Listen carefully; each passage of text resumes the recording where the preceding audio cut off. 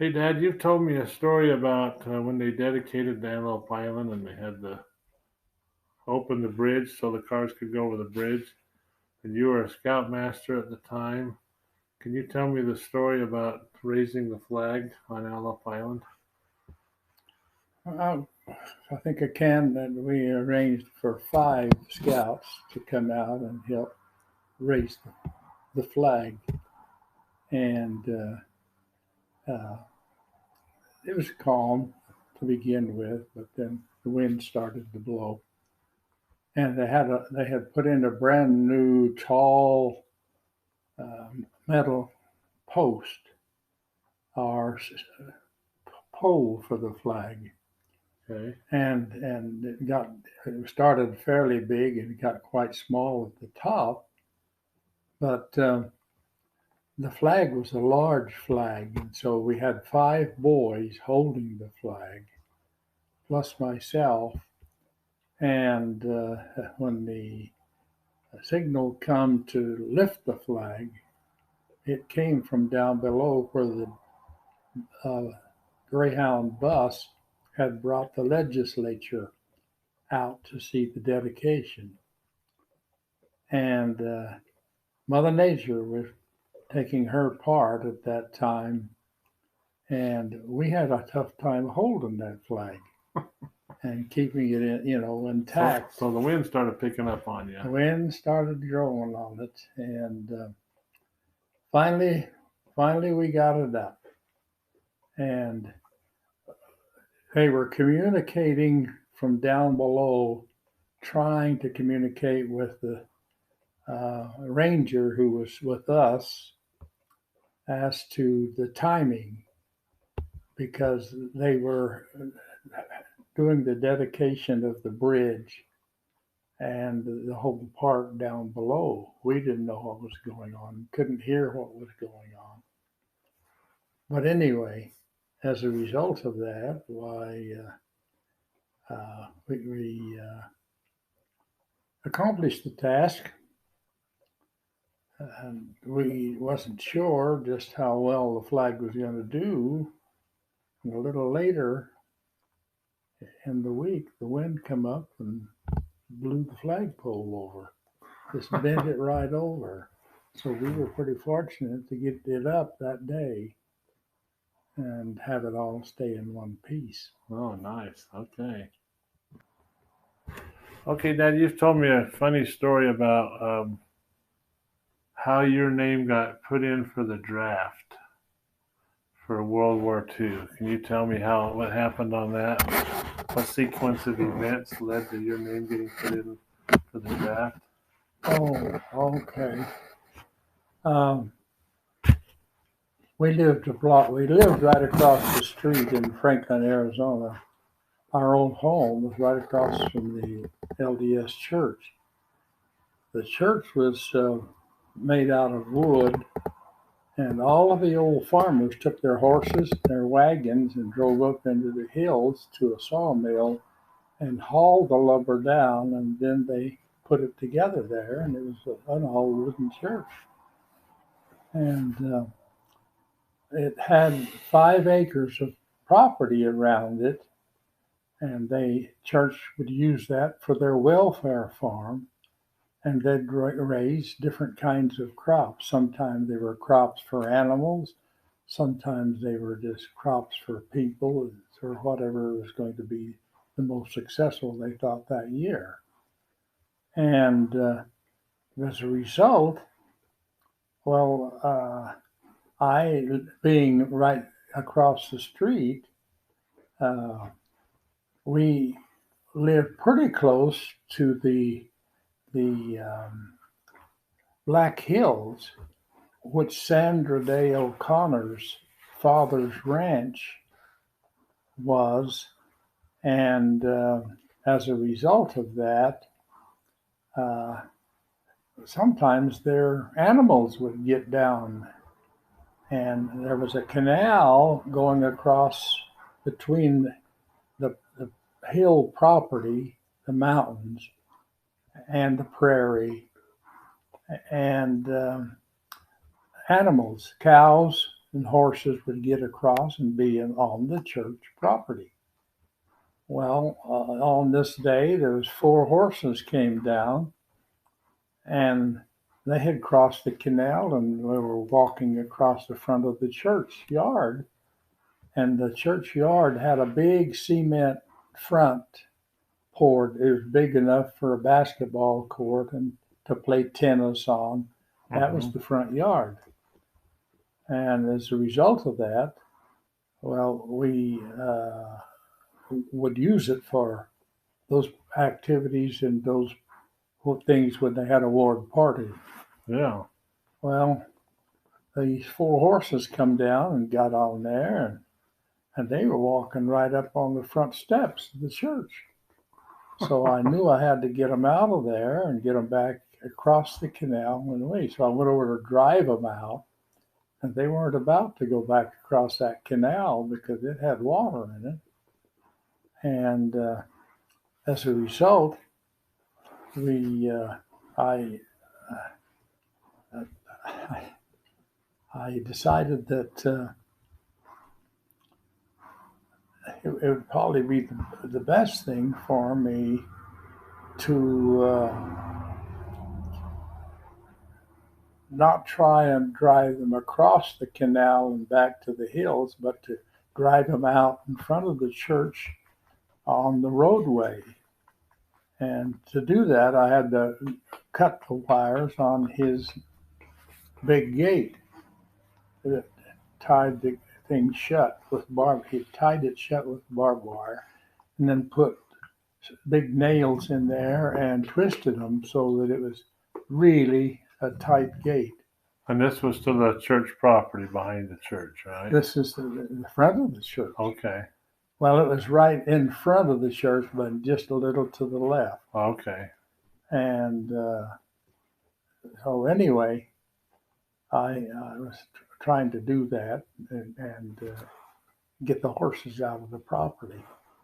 Well, I finally got the horses out of the property all right. But I didn't repair the gate. I didn't put any wire back up on the gate.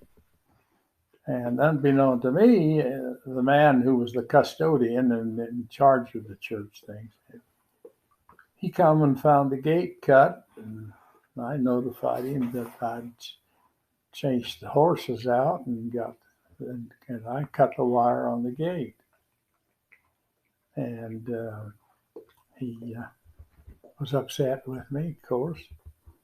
But anyway, unbeknown to me, he was so angry with me, but he didn't tell me up front that when I turned 18, he happened to be serving as the draft board's senior leader in our city. And so he sent my name in the day I turned 18 to be drafted. Wow. And to be the first one drafted, you know. And so I was drafted, and my brother was drafted, and my best friend was drafted. We ended up going in together to Phoenix to be processed for the draft. And to bomb Berlin. Okay, yeah, we're ready. Go ahead, Dad. Okay. I said, we were bombing Berlin, and on our way, things get pretty, when you go inland and everything you go over, everybody down there they want to get you down. If you go over their existing material items, they'll shoot at you and they'll put you down. That was their task. But we were flying into Berlin, and all of a sudden we see those of our own group that were having to leave the formation because of damage. And I thought, well, hey, it's getting pretty serious. Mm-hmm. So I decided to pray and asked the Lord if He felt He could help me protect the situation. Why, I would be willing to go on a mission. When I got back, and in return for the activity, and we made it through. I made it through okay.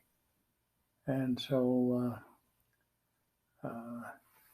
shortly after returning home, uh, I still remembered the fact that I had committed myself to do a mission. So I went to work at the Night and Day Garage and was working there on automobiles.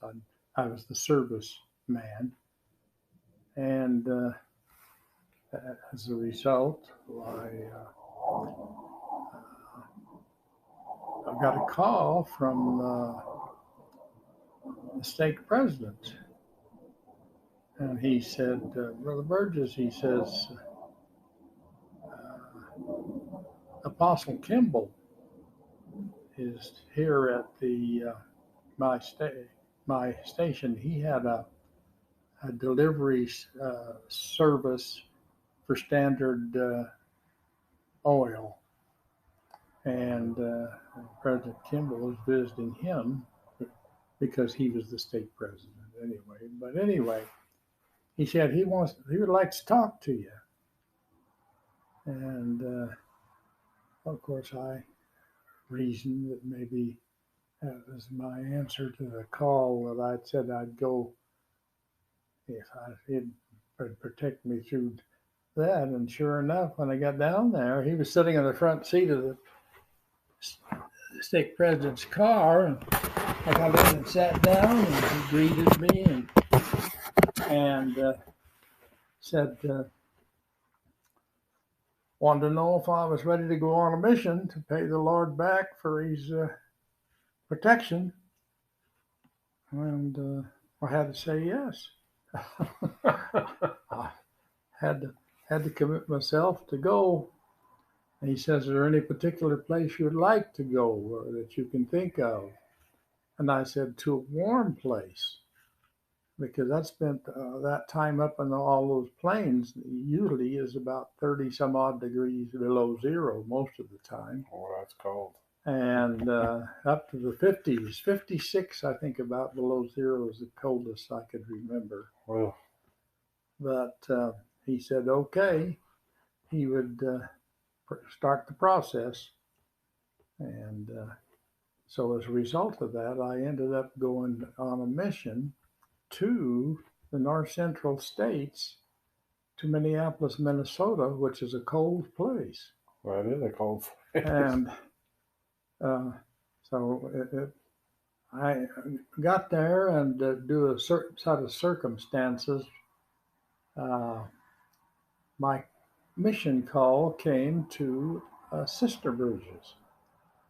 And when I got there, they didn't have a place for me in the sisters' dormitory. And so ended up with two other gentlemen that needed a place to sleep too. So we were transferred to the Hotel Utah when we got up on our mission. And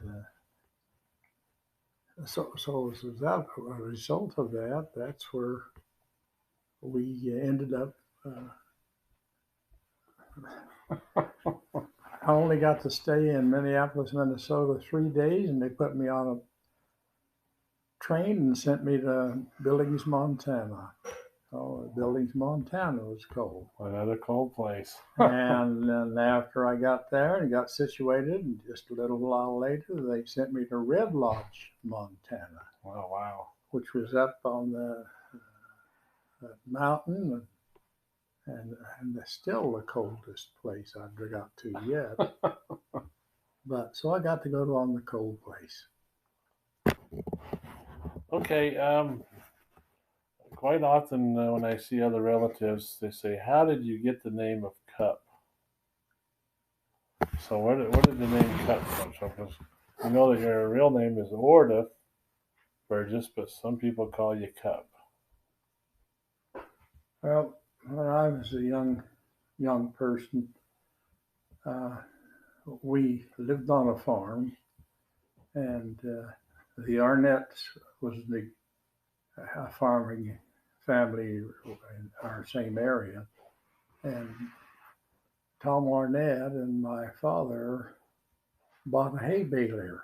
It was a horse-powered hay baler, and so during the summer, my job was to ride the horses in a circle to provide the power for the baler to compress the hay. And so, and I got paid 10 cents a ton to bale the hay. 10 cents a ton. That's not And very if much. we had a good day, if we could get an 8 hour day and get a ton to the hour, why, I could make 8 cents. Well, 80 cents. So you'd make, Yeah, okay, 80 cents. Wow. but that's to be top money. And we took our own lunch, and my lunch, my mother would give me a sandwich, and then would put a little bottle, a little container of applesauce in it, and that was my lunch. So I got used to that, and the members of the crew on the baler, it was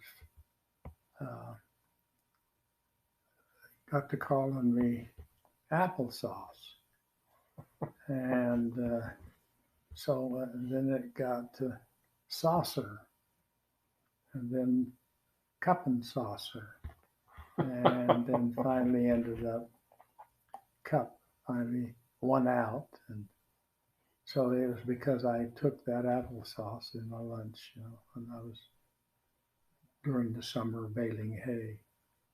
Well, it's a great story. That's the first time I've heard that they called you other names first before they settled in on Cup. So that's kind of neat. Yeah, they called me sauce, applesauce, uh, several names before they ended up with cup.